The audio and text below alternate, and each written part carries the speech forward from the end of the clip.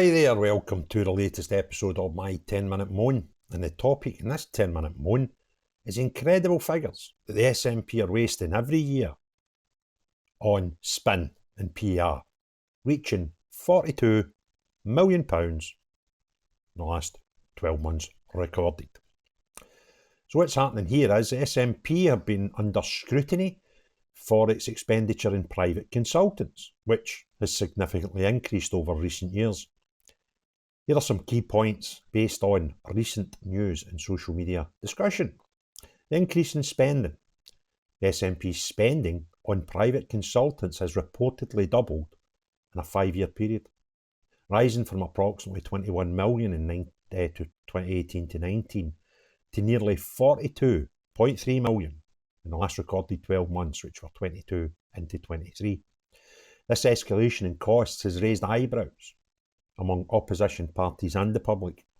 Now, the reason for consultant, the Scottish Government defends its use of consultants by stating that external expertise is necessary when in-house resources are not available or when specialised skills are required for projects, particularly in areas like infrastructure, healthcare or financial management.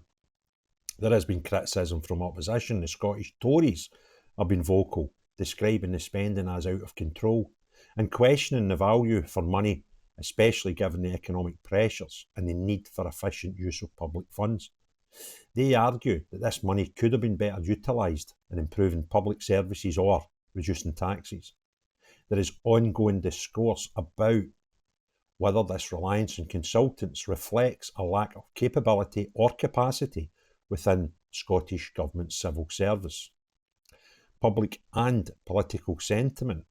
The debate has stirred controversy due to the perception that public money is being used for what some see as external spin doctors or unnecessary expertise, especially when the SNP itself has accused others of similar practices in the past.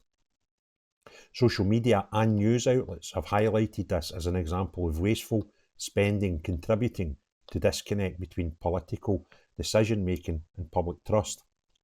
Specific examples. Now, some of the consultancy fees were linked to initiatives like the Deposit Return Scheme and National Care Service, which have faced their own set of challenges and criticism, further fuelling the debate over the appropriateness of such expenditures. The government's response. Now, the Scottish Government maintain that all spending on consultants is carefully considered to ensure value for money.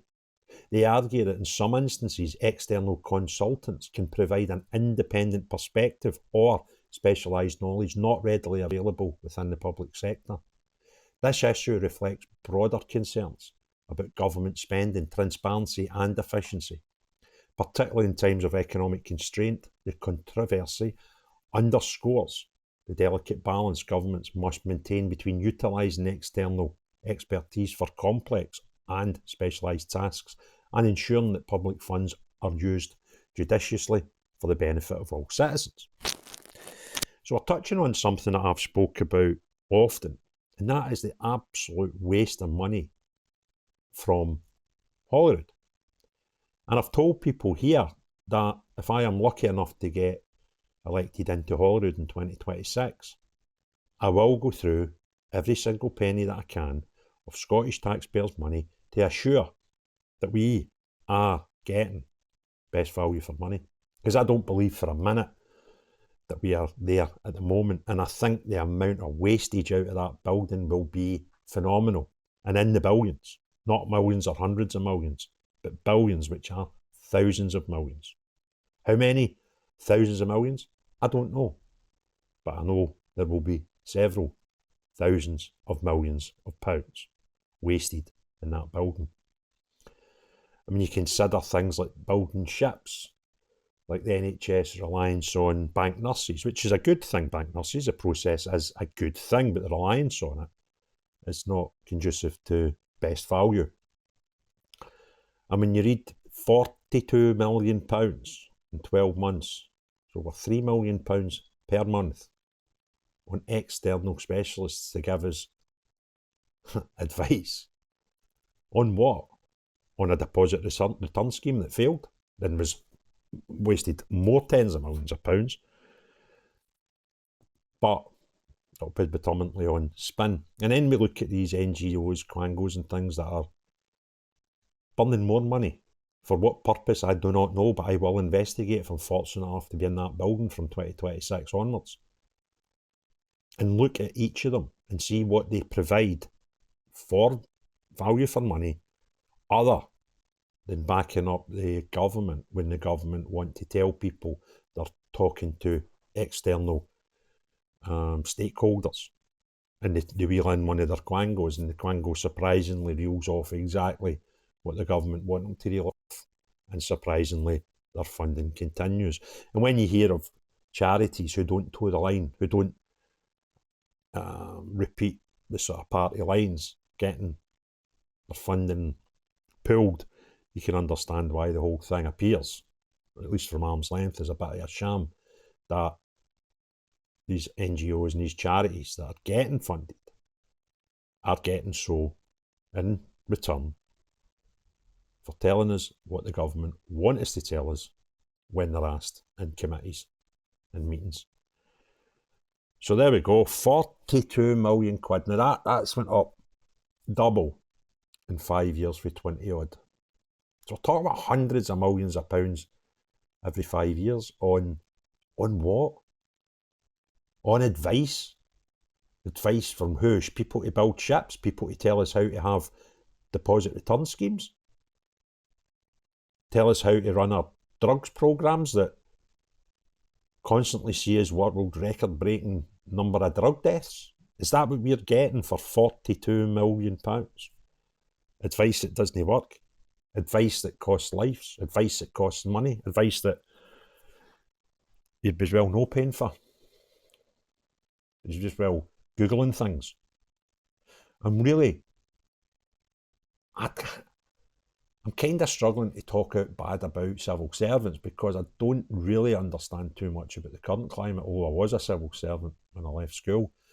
But at that, when I was in the civil service, I seen a lot of wastage. And I would like to think that that's not the case now, but I bet the civil service is full of people of mixed ability, mixed conscience.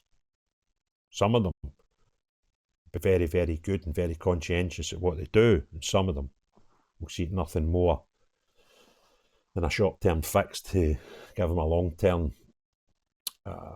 redemption on a nice pension, and don't really care about their job. So, I think we need a full root and branch survey into what is going out of Holyrood, what has been spent for and on behalf of the Scottish people, and are we getting best value for money? And if we're not, then change and stop paying for things we don't need and stop paying more than we do for things we do need. And then when we want to improve things, whether it's health service or roads or infrastructure or whatever, we don't need to go cap in hand again to the taxpayer and say, give me some more money. We're putting taxes up in some way. And we can actually have a better Scotland without charging the Scottish people for doing so. If you enjoyed this video, give it a thumbs up. If you've not already done so, please hit the subscribe and the notification bell. Put your comments below. I always like to hear what you guys think of the topics in my videos. And most importantly, unless you're this SNP government that continue to just squander money earned by hard-working Scots out there. Not you, but everyone else. Have a great day. Cheerio, bye now.